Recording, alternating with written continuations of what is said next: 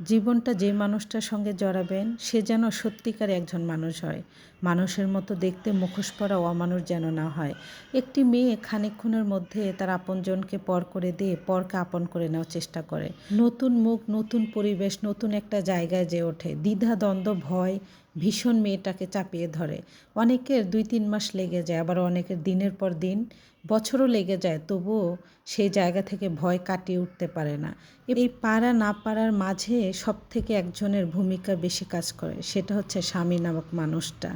শ্বশুর, শাশুড়ি, ননদ, দেবর, যা তাদের সব আবদার, অন্যায়, অবিচার ইত্যাদি ইত্যাদি, তার মাঝখানে মেয়েটা অসহায় হয়ে যায়। তবু অসহায়ত্ব কখনো মনে করে না যদি স্বামী নামক মানুষটা তার পাশে থাকে। একটা মেয়ে স্বামীর কাছে খুব বেশি চায় না, জানেন? রুমে ঢোকার পরে, তুমি ঠিক আছো তো? তোমার শরীরটা কি খারাপ লাগতেছে? তুমি কি খেয়েছো?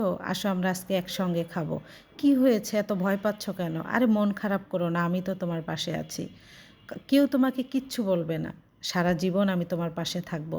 এই যে সদ্য বিবাহিত মেয়েদের এই কথাটা বলা যে কতটা একটা মানসিক শান্তি, কতটা একটা সাপোর্ট, শুধু যাদের সদ্য বিয়ে হয়েছে আর যাদের স্বামীরা এগুলো বলে, সেই মেয়েটাই বুঝতে পারবে। আর যাদের স্বামীরা বলে না, মেয়েটা বড্ড অসহায় হয়ে যায়। যে মেয়েটা ২ দিন আগেও বাবার বাড়িতে মাছের কাঁটা বেছে খেতে পারতো না, সেই মেয়েটা সবার খেয়াল রাখে, সবার ভাবনা ভাবে, কে কী পছন্দ করে সেটাও শিখে গিয়েছে।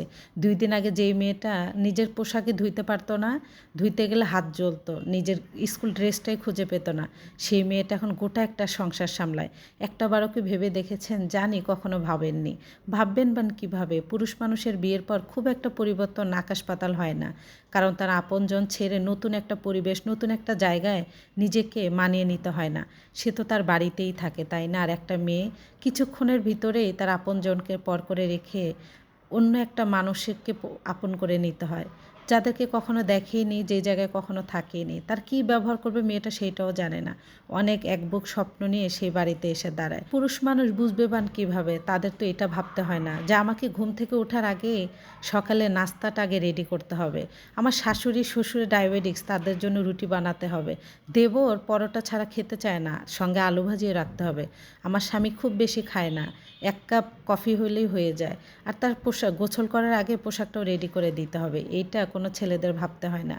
তরকারিতে ময় মশলা বেশি দেওয়া যাবে না, শাশুড়ি পছন্দ করে না। আরও ইত্যাদি ইত্যাদি। একটা মেয়ের যে কত এগুলো ভাবতে হয়, পুরুষ মানুষের তো আর সেটা ভাবতে হয় না, তাই না? এত কিছু করে দেওয়ার পরেও লবণ যদি একটু বেশি হয়ে যায়, শাশুড়ির মুখের দিকে তাকানো যায় না, শ্বশুরও কথা শোনায়। সঙ্গে সঙ্গে তখন স্বামীও বলে, তুমি একটু কম দিলেই তো পারতে, এত বেশি দিয়ে ফেলছো কেন? জানো না আব্বু আম্মু খেতে পারে না? এই সব কিছুর মাঝে মেয়েটা অসহায় হয়ে যায়। শুধু একটা মেয়ে যদি পাশে স্বামী থাকে, যে আচ্ছা আজকে হয়ে গিয়েছে তো হয়ে গিয়েছে, আমি আছি তোমার পাশে, ভয় কিসের? মা আজকে তো ভুল করে ওর হয়ে গিয়েছে, এই কথাটা কোনো স্বামী বলতে চায় না। ওই যে বলবে না যে বইয়ের পাগল হয়ে গিয়েছে। স্বামীর মুখের ২-৩ লাইনের বাক্যটা যে একটা মেয়ের কতটা স্বস্তির কারণ হয়ে যায়, পুরুষ মানুষ সেটা কখনো উপলব্ধি করতে পারবে না। অনেক পুরুষ আছে না, বলেন না আপনারা, যে মেয়ে মানুষ টাকা পয়সা আটকায়। মেয়ে মানুষ কখনোই টাকা পয়সা আটকায় না।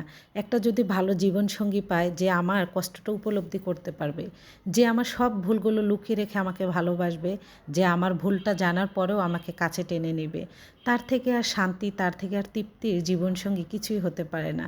ছোট্ট একটা জীবনে এর থেকে একটা মেয়ের খুব বেশি চাওয়া থাকে না। আপনার লাখ লাখ টাকা পয়সা আছে, কিন্তু আপনার স্ত্রীকে আপনি কখনো বুঝলেন না, সেই মেয়েটা কখনোই সুখী হবে না।